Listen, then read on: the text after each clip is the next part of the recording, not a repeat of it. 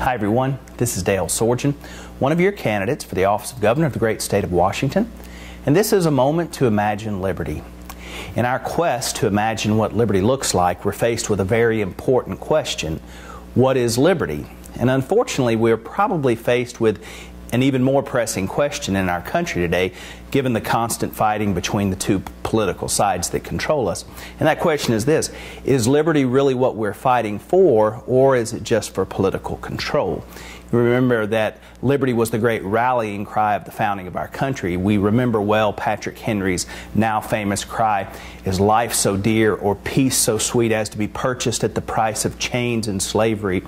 Forbid it, Almighty God. I know not what course others may take, but as for me, give me liberty or give me death." We're now 235 years removed from that time when we fought for liberty, and now the depth and the breadth of our government at all levels is so firmly entrenched into our culture and our mindset that it's sometimes hard to see where liberty begins and ends, if at all.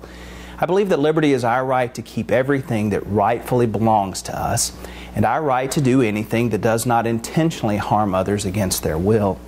I know it's a simple definition, but I found it to be true.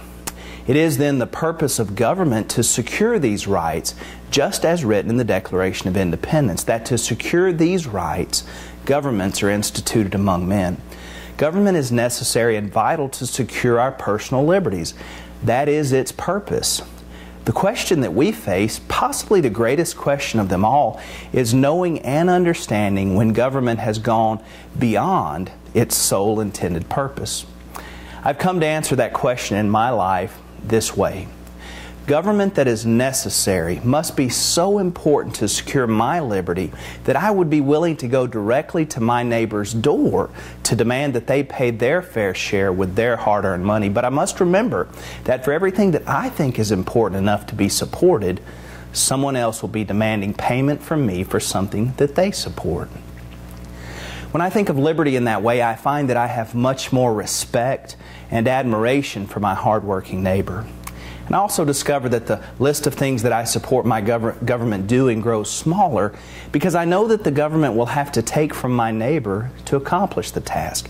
And when I think of liberty in that way, I also find that I have much less respect for my neighbor who wants to take from me and my family that which we have worked so very hard to earn.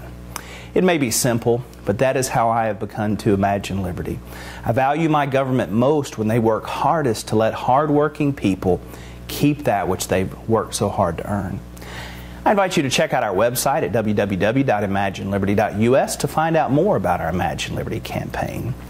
If you've already decided that there is no way that an independent candidate can win, especially one with a strong Southern accent like mine, then you're in luck, because one of the two ruling political sides will have a candidate that's probably just right for you.